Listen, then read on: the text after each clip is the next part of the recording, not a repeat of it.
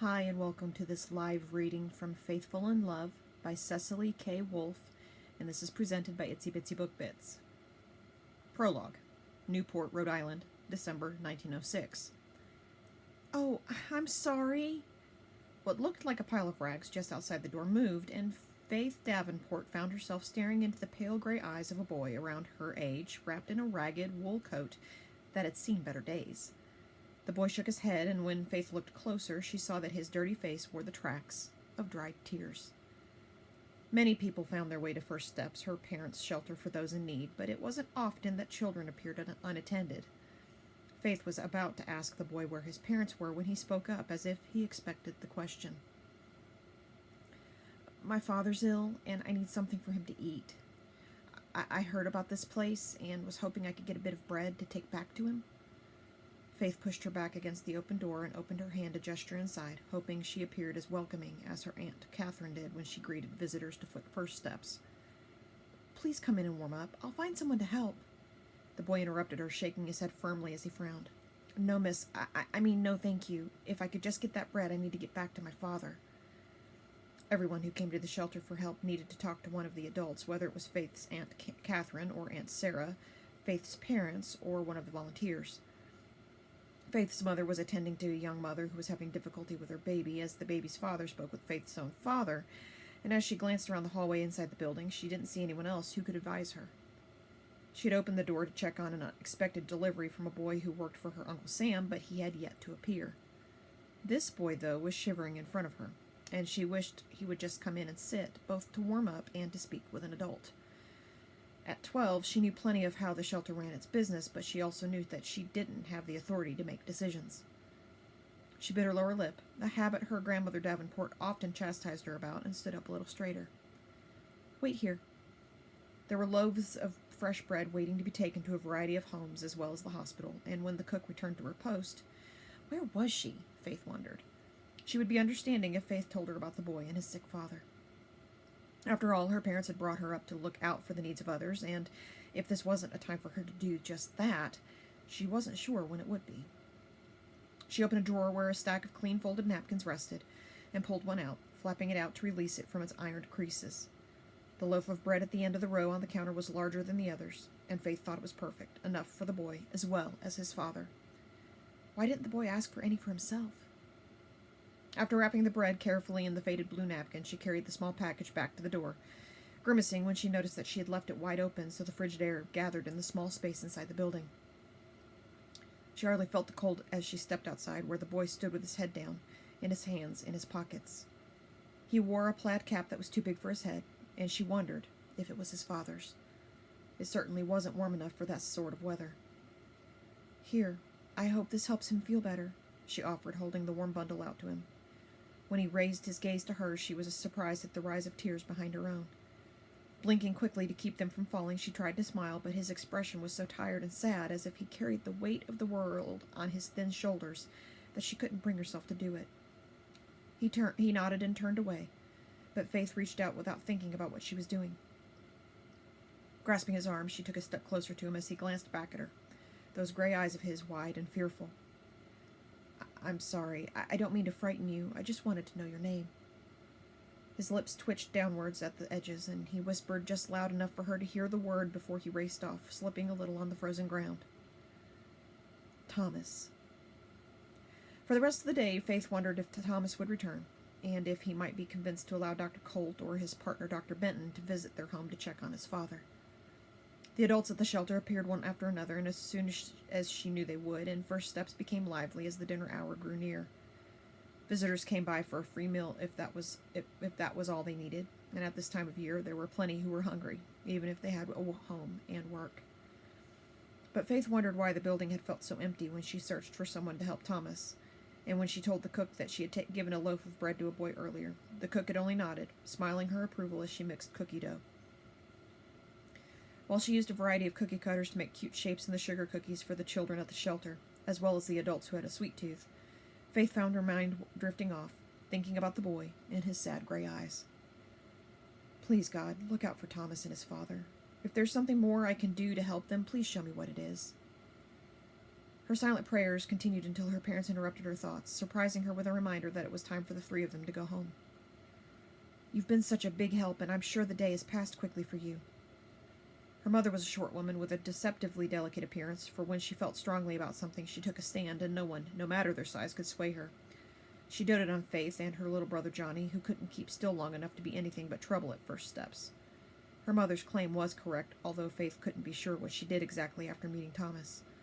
Aside from cutting out cookie dough, it seemed as if she had drifted from one project or activity to another, as one adult or another directed her.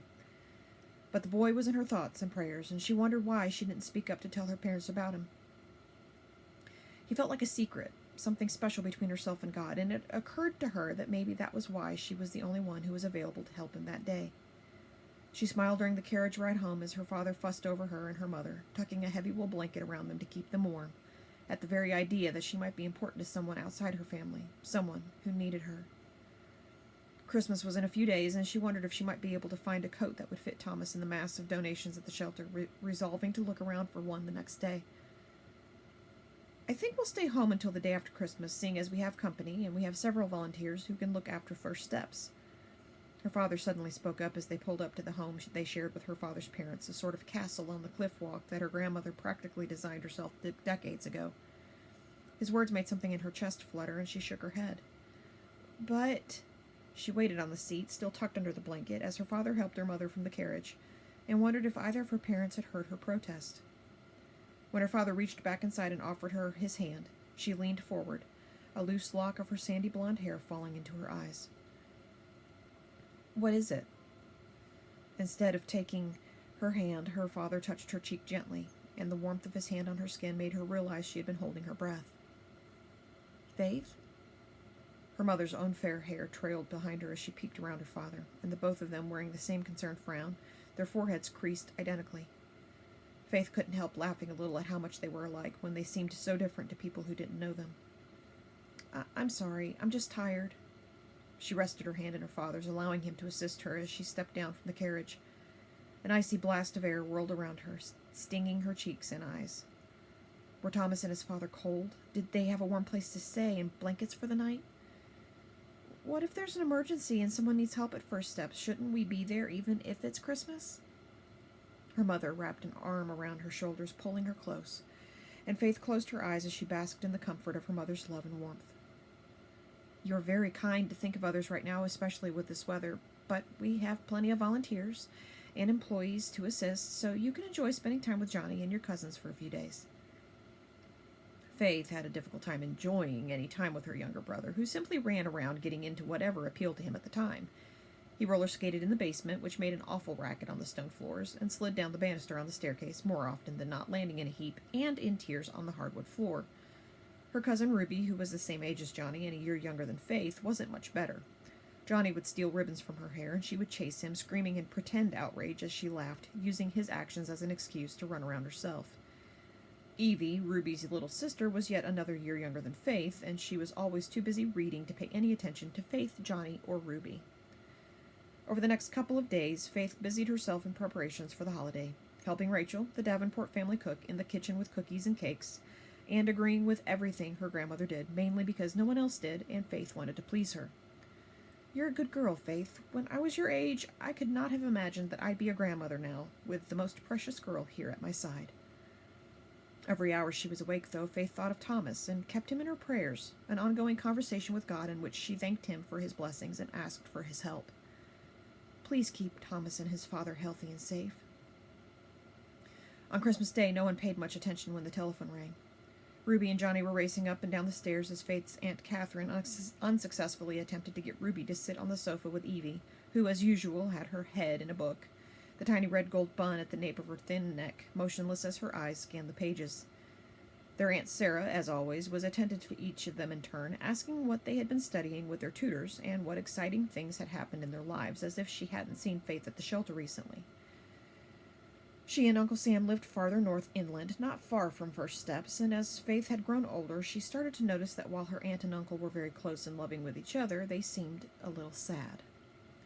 Every Christmas, after the large and loud dinner, during which her grandfather howled with laughter and her grandmother admonished everyone with more humor than seriousness, Aunt Sarah would wander off by herself, finally stopping to stare out of the enormous window that faced the cliff walk.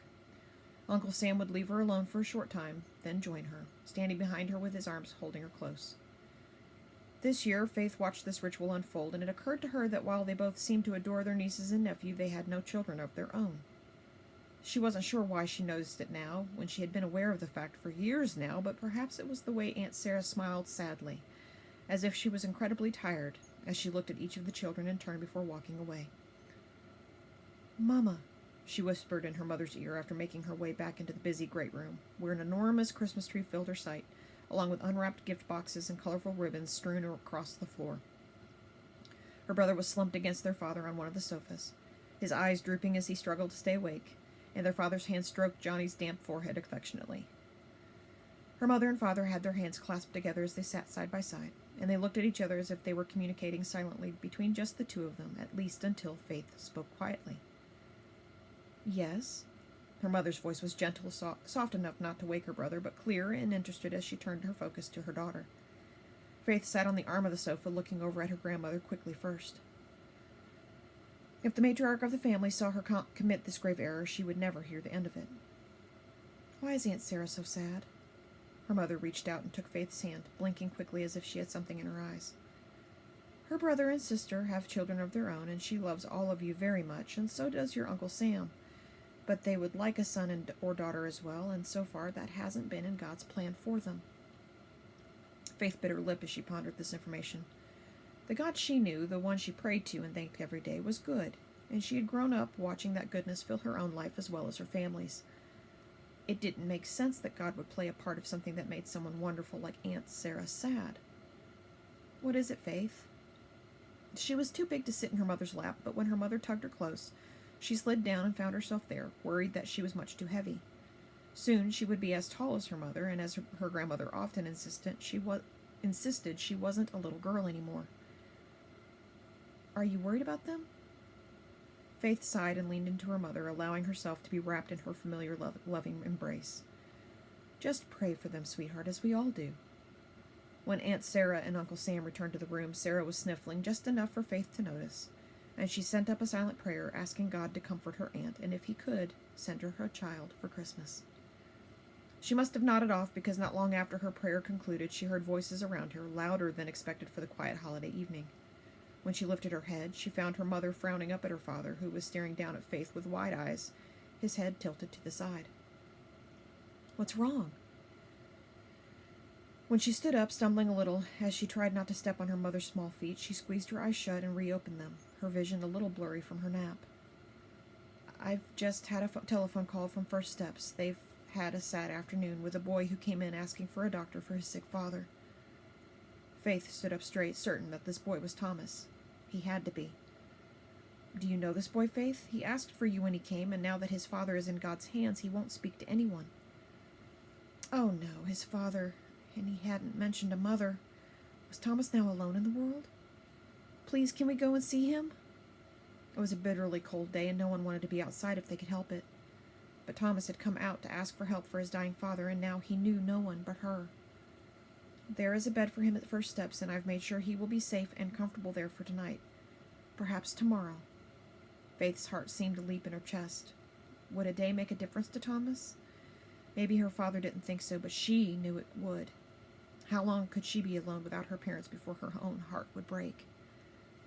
She clutched her folded hands to her collarbone and ducked her chin into them as if in prayer, just as Aunt Sarah stepped closer, her brow furrowed and her cheeks still pink from the tears she had shed earlier. Uncle Sam moved silently beside her, his hand on her elbow as if to keep her steady.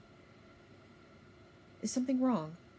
Faith turned to see what her mother thought of the situation and was surprised to find her staring down, as if she wasn't paying attention. It wasn't like her mother at all to ignore others, and she was about to ask her if she was listening when her mother lifted her head and sighed almost imperceptibly. "I think we should go and make sure he is settled, Arthur, and if it would help him feel better, we should allow him a visit with his only friend, who clearly will agree with me." Aunt Catherine appeared behind Aunt Sarah, her eyes bright. "What am I missing?" A loud snore from the other side of the room made Faith jump just as her Uncle Will laughed. "She would never believe it if we told her that she snores, would she?"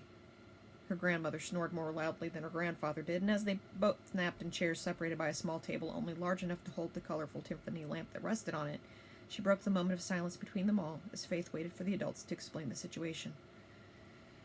More important, she waited for them to agree with her mother so they could leave, so she could see Thomas again. You're right, and I wouldn't be brave enough to tell her in any case. Aunt Catherine and Uncle Will laughed a little, but seemed to realize that everyone else had maintained their somber mood. Would you care to explain, Faith?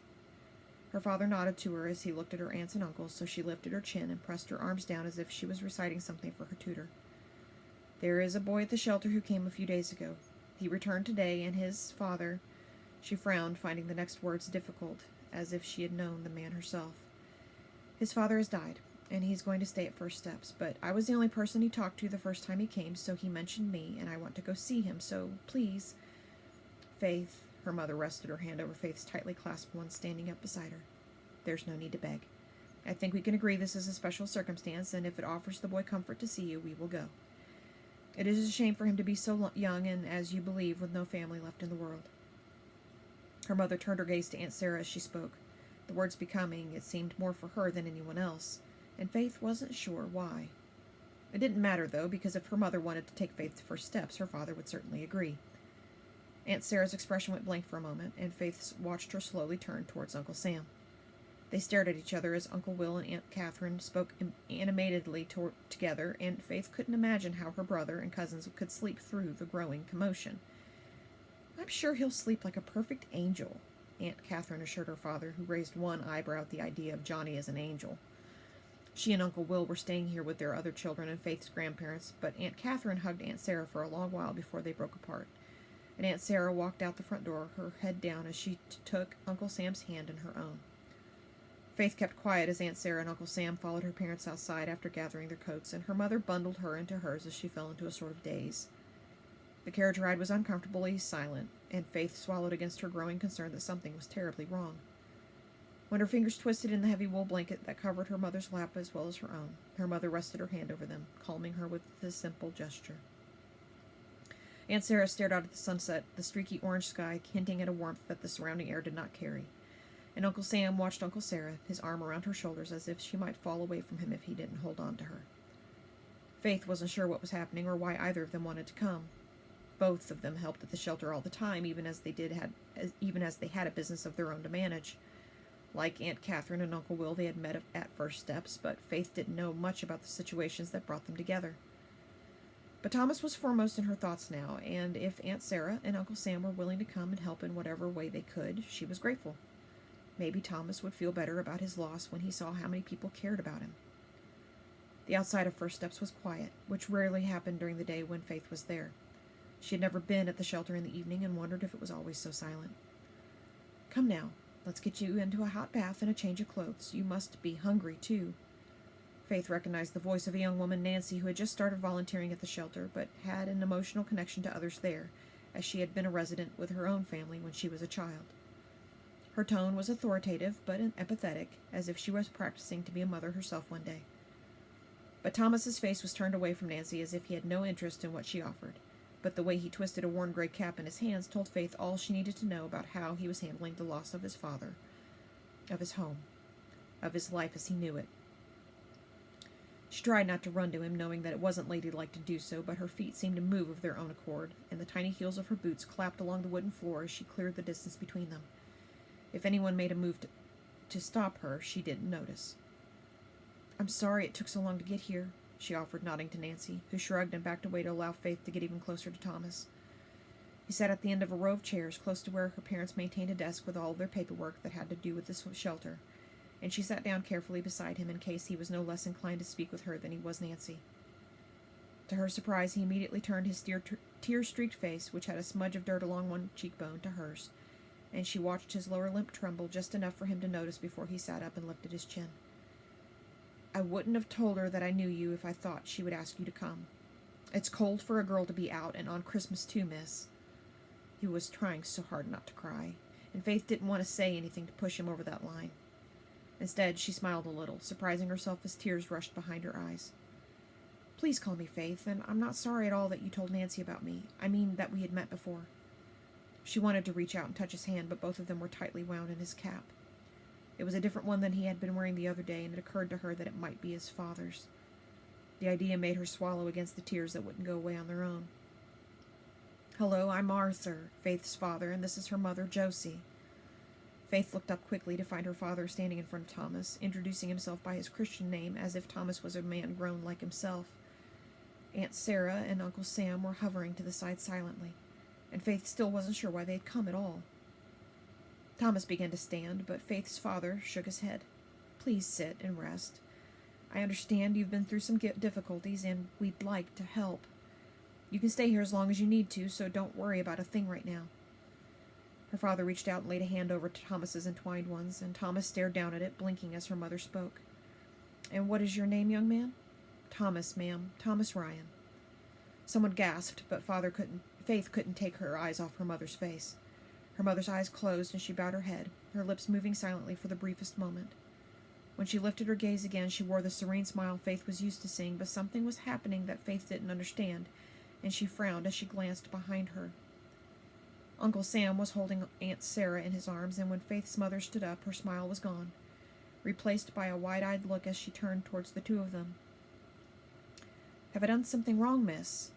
Faith shook her head, turning back to Thomas, who was whispering to her as if he didn't want to disturb the mysterious interactions of the adults. "No, except you're still calling me miss." He frowned at her, and his gray eyes stared into her own blue-green ones as if he was looking for something in them. Perhaps he only needed a friend, at least for this moment. "Faith."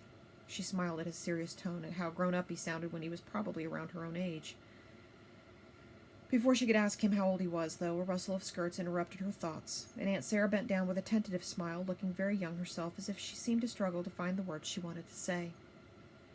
"I'm sorry to intrude, Faith, but I'd like to introduce myself and your Uncle Sam to Thomas." She sucked in a breath as soon as Thomas's name left her lips, and Faith frowned, hoping someone would explain what was going on later, perhaps during the carriage ride home. "I'm Sam." Her uncle leaned in a little, his hand on Aunt Sarah's back as she remained silent. "And this is Sarah.